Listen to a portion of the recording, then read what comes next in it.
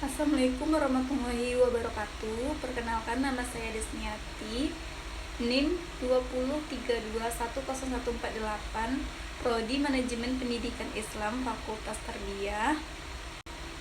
Di dalam video ini saya akan menjelaskan tentang perubahan sumber daya manusia untuk tugas mata kuliah Manajemen Perubahan dengan dosen pengampu DRS Samsul Huda MPD.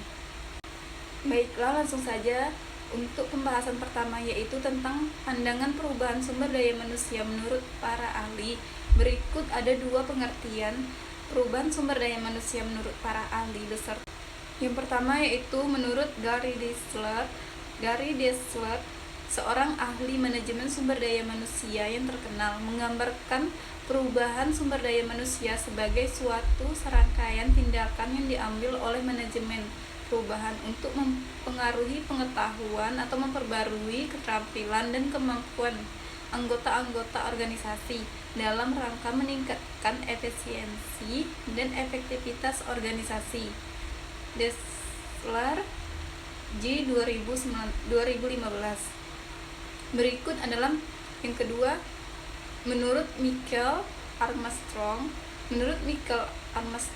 seorang penulis terkenal di bidang manajemen perubahan daya manusia.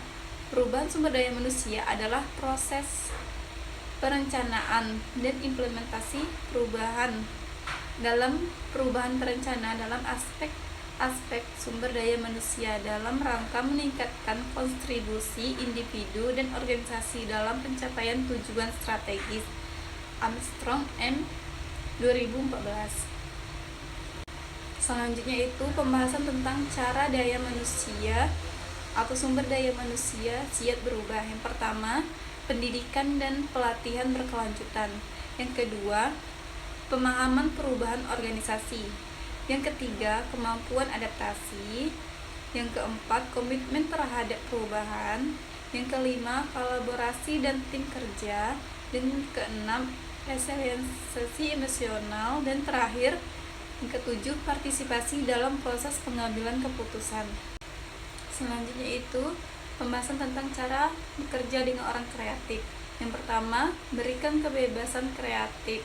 Yang kedua, hargai diversitas ide. Yang ketiga, fasilitas kolaborasi. Dan yang keempat, penghargaan dan pengakuan. Yang kelima, bekerja dengan fleksibilitas. Dan keenam, terakhir, bimbingan dan dukung pertumbuhan kreatif. Selanjutnya itu pembahasan tentang cara mencapai keunggulan. Yang pertama, rekrutmen dan seleksi yang efektif. Melakukan proses rekrutmen dan seleksi yang baik dan membantu Anda mendapatkan karyawan yang berkualitas. Yang kedua, pelatihan dan pengembangan. Investasikan waktu dan sumber daya untuk melatih dan mengembangkan karyawan Anda. Yang ketiga, penghargaan dan pengakuan. Berikan penghargaan dan pengakuan kepada karyawan yang berprestasi. Dan yang keempat, komunikasi yang efektif. Komunikasi yang baik antara manajemen dan karyawan merupakan kunci untuk mencapai tujuan atau mencapai keunggulan sumber daya manusia. Baiklah, selanjutnya pembahasan tentang pentingnya perdayaan sumber daya manusia. Yang pertama, meningkatkan kinerja organisasi secara menyeluruh. Yang kedua, meningkatkan kemampuan dan keterampilan karyawan. Yang ketiga, meningkatkan motivasi dan kepuasan kerja karyawan. Keempat, meningkatkan inovasi dan kreativitas dalam organisasi. Dan yang kelima, meningkatkan daya saing organisasi di pasar. Yang keenam, meningkatkan kualitas hidup masyarakat. Dan yang terakhir, meningkatkan kemandirian dan kemampuan kewirausahaan masyarakat dan meningkatkan partisipasi masyarakat dalam pembangunan. Yang kesembilan, meningkatkan kualitas pendidikan dan kesehatan masyarakat. Dan yang terakhir, meningkatkan keberlanjutan pembangunan dalam perusahaan. Selanjutnya, yang terakhir, pembahasan tentang strategis perubahan manajemen sumber daya manusia. Ada penilaian kebutuhan analisis gap, pengenalan teknologi manajemen sumber daya manusia, budaya organisasi yang terbuka terhadap perubahan, pengembangan keterampilan pelatihan, kepemimpinan transformasional, penyusunan ulang struktur organisasi, manajemen kinerja yang efektif, peningkatan kebijakan kesejahteraan karyawan, evaluasi dan revisi kontinu. Baiklah, selanjutnya saya akan membacakan kesimpulannya, yaitu perubahan manajemen sumber daya manusia adalah suatu kebutuhan yang mendesak bagi organisasi yang ingin tetap relevan dan bersaing di pasar yang terus berubah. Organisasi harus mengadaptasi kebijakan, praktik, dan budaya mereka untuk memastikan karyawan memiliki keterampilan dan pengetahuan yang diperlukan, serta merasa didukung dan termotivasi dalam lingkungan kerja yang terus berubah dengan cepat. Dalam menghadapi perubahan manajemen sumber daya manusia, organisasi perlu memperhatikan aspek manusiawi dengan memberikan kebebasan kreatif, menghargai diversitas ide, dan memfasilitasi kolaborasi pengetahuan teknologi. Manajemen sumber daya manusia yang cerdas juga meningkatkan efisiensi operasional dan memberikan wawasan yang berharga melalui analisis data.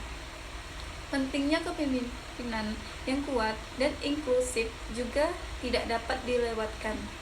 Pemimpin yang mampu menginspirasi, memotivasi, dan membimbing karyawan melalui perubahan adalah kunci dalam menciptakan budaya organisasi yang mendukung inovasi dan adaptasi.